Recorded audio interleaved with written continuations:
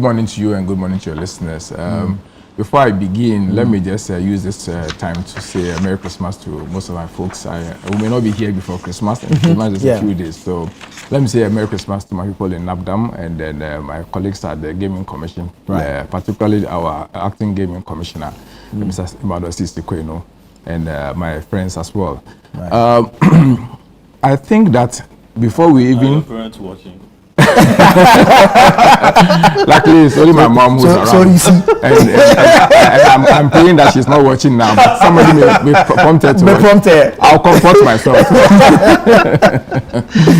Great. So before we even go into any discussion about the recommendations itself, I think that it is proper to congratulate the committee, the members of the committee, particularly the chairman and his team. And my very good friend, Dr. Rena Kumperega, the man from Zoko, for his good job as the executive secretary to the committee.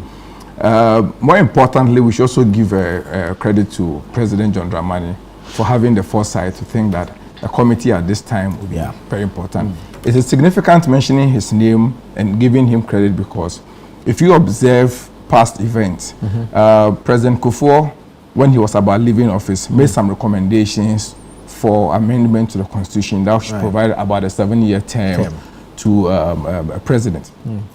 And that was almost at the end of his term.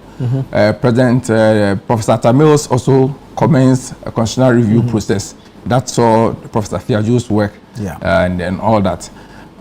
What I've observed is that President John Mahama started this, initiated this at a very early stage. That gives him enough time, opportunity to perhaps see into the implementations of some of the recommendations were appropriate. And I think that is wonderful. It's shown great leadership, not to make recommendations at the end of the term, and the new president may not be interested in implementing any of these recommendations. And that, for me, I think that shows great leadership. I mean, when he says that he's resetting, he has a resetting agenda, it tells you clearly that he intends to recalibrate the entire system, which is very good for all of us. Looking at some of the recommendations that have been made, I think they are extremely significant. They are significant because the 1992 Constitution, if you watch carefully, has been the longest lasting constitution of Ghana. From the independence era, we had post-independence 1960 to 1966, it lasted for only 6 years. In 1969, we had a constitution that brought in the Bourgeois administration that lasted for just about 3 years. Then we came all the way to 1979 and had the Liman constitution. That also lasted for a few months, if we say about a year and a few months. And then we had the 1992 Constitution, which has lasted for close to 32 years. So this is the most lasting Constitution. And in all fairness, I think that we should celebrate the Constitution, this current Constitution, in a very elegant manner.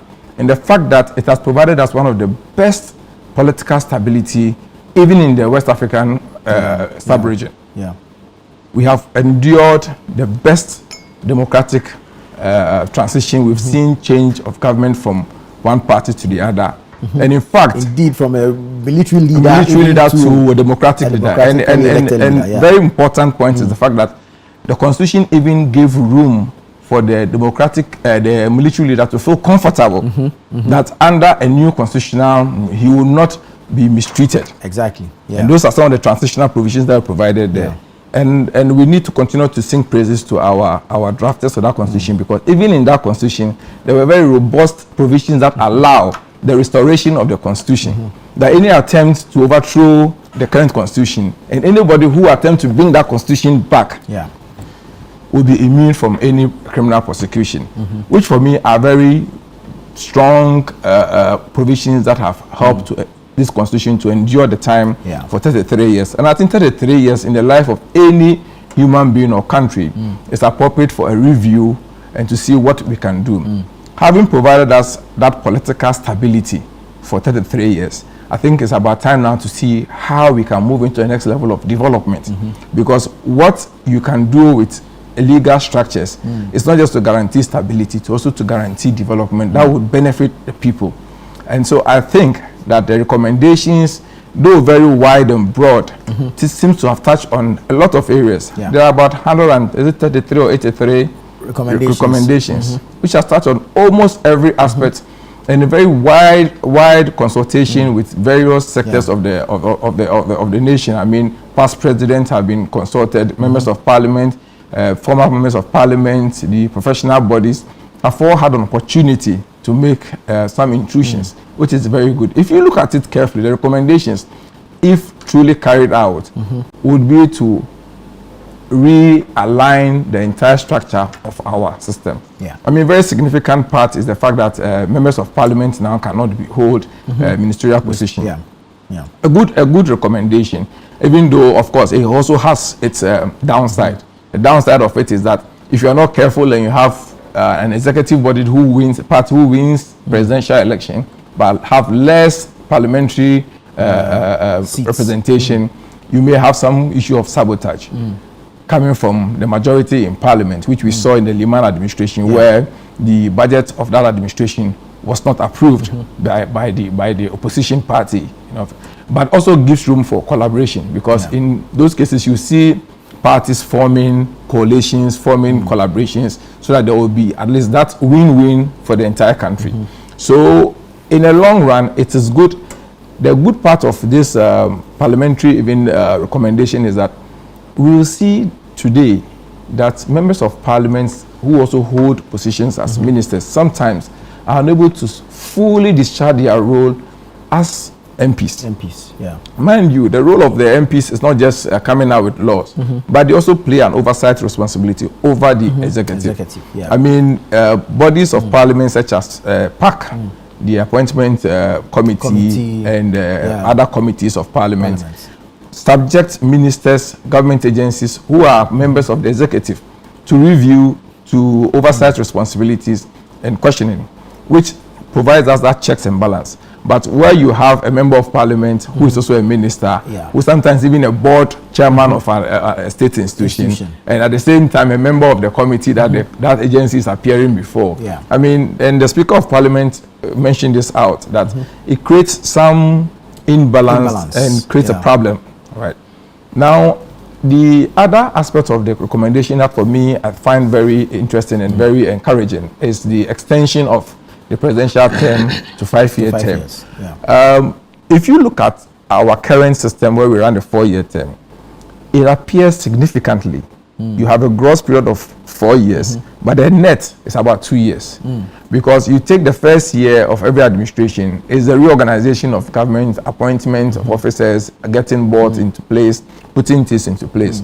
Then you have second term, second year, third year. But James seems to have changed that narrative a bit. I mean, he sped up the appointment process. Absolutely, of course, and we'll give him credit for the good job that he's done. And then in the second term, in the second year you do well, third year you do well. But in the fourth year, it's the election year. And then you get distracted with election activities and everything. So significantly, you have only about 2 years to run the country. And there is that perception that it's an 8-year period. There's no guarantee in the constitution for a second term. Your work would determine a second term. And we may have a situation where a party may not have an opportunity for a second term. So whatever you intend to do, if you are given 1 more year, perhaps that would give us enough time. There is also the danger, which other people have expressed, and I find it quite interesting, and it's also a point to consider, that what if we have a non-performing government, an incompetent government, like we have seen under Nanado, where we endured almost 8 years of incompetence, 8 years of non-performance, 8 years of complete failure. That retrogressed the entire development of this country. And I'm happy that Dixon is not here. I'm sure he will come and he will come. He will come and then he'll take you on this one. But will it be fair to say the entire 8 years was not good? I'll be fair to him that it wasn't the entire 8 years. But of course, it's not. It doesn't really matter. Some challenges. It doesn't even matter if you perform very well in 6 years and then you took 2 years to bring everything that you've done in 6 years. To reverse all the gains. I mean, the net gain is what we should be concerned about. What is even important, why we need to continue to praise John Mahama for his leadership and his foresight, is the fact that he is not a beneficiary of all these recommendations. These recommendations are looking into the future. And in fact, I think President Rawlings is a prophet when he indeed said that John Mahama is a president for the future. He is not considering any of these recommendations for his benefits. It will not extend his term for 4 years into a fifth year term. He will not give him a third term. He will not implement any recommendations immediately for his benefits. But into the future, to ensure that our country would enjoy the best of leadership and the best of our democracy. Right. I think it's a good exercise, and I must praise the committee for a good job done.